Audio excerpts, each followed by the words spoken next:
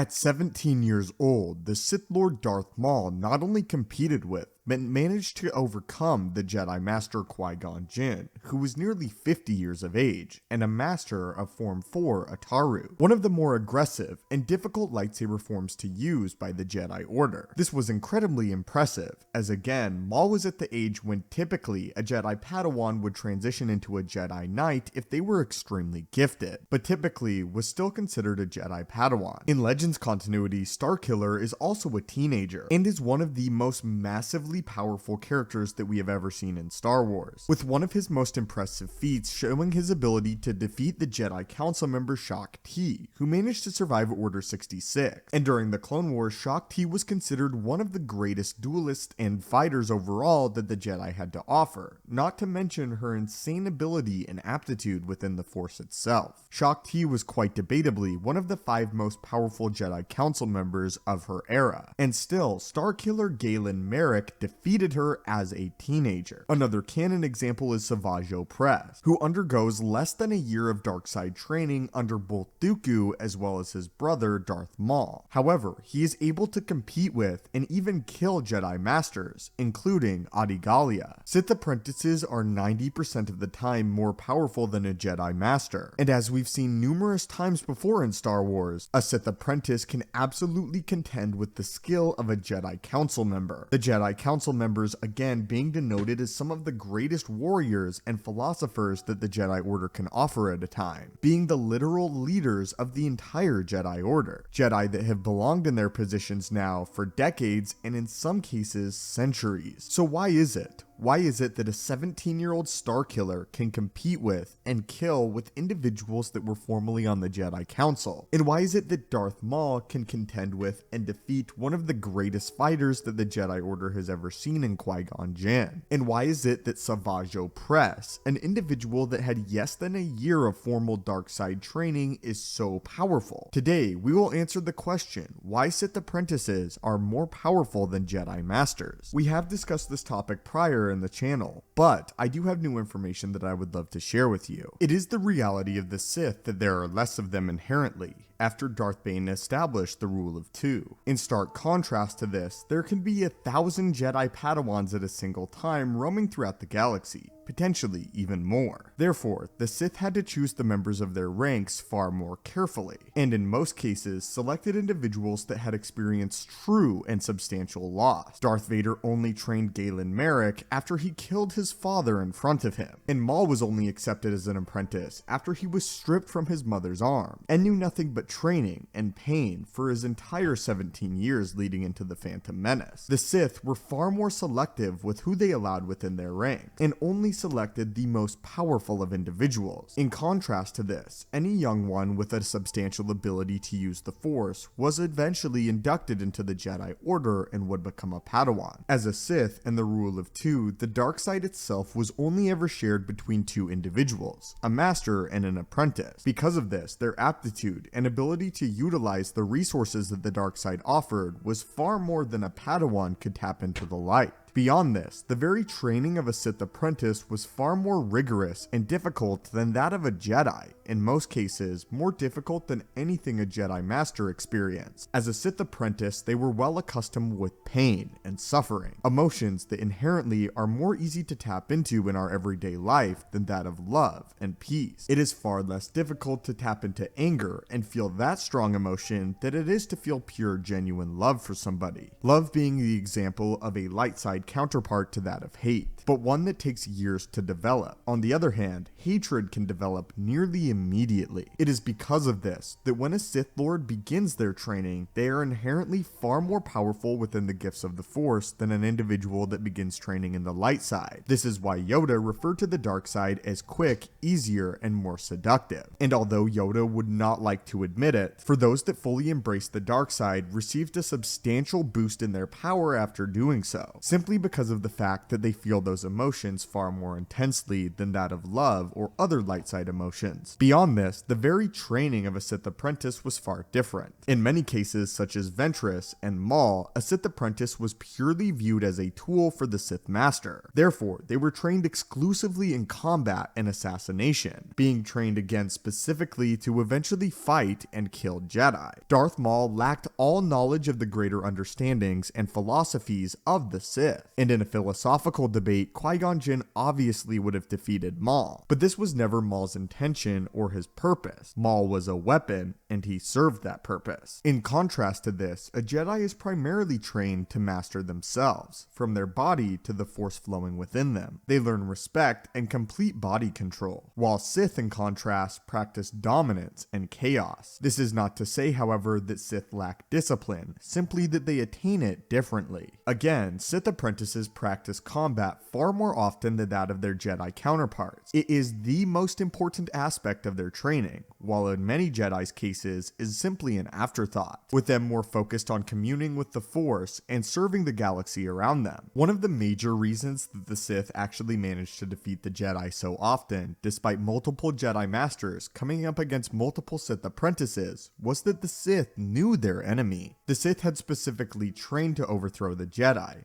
while the Jedi, for centuries, believed that the Sith had gone extinct. As Yoda put it in the novelization for Revenge of the Sith, the Jedi were training to fight an enemy that no longer existed, the previous iteration of the Sith, while the Sith, on the other hand, had adopted, and it is because of that this next generation of Sith proved far more difficult, and the Jedi unprepared. When Darth Bane implemented the rule of two, he knew that he would never see the Sith's ascension, but it was enough for him to know that he put the pieces in place for the Sith to eventually completely conquer the Jedi. But that is why Sith apprentices typically prove more than a match for a Jedi Master. Again, this is not always the case, however, as there are obviously Jedi Masters that outclass that of a Sith apprentice, such as Yoda or Darth Maul. Yoda would absolutely demolish Maul. This is just typically, and why Sith apprentices such as Starkiller, Ventress, and Savage Opress, despite their young age and relative lack of training, are shown absolutely ragdolling Jedi Masters, with Starkiller defeating Shak Ti, Savage Opress defeating Adi Gallia, and Ventress engaging Anakin and Obi-Wan Kenobi multiple times during the Clone Wars and holding her own. Again though, my friends, what are your thoughts on this and the very way that the Force functions? How do you feel about the fact that, as it begins at least, Sith are far more powerful than Jedi, and why Sith apprentices demolish even Jedi Masters? I would love to hear your insights in the comments down below. As always, my friends, thank you guys so much for watching the channel. May the Force be with you, and have a great day.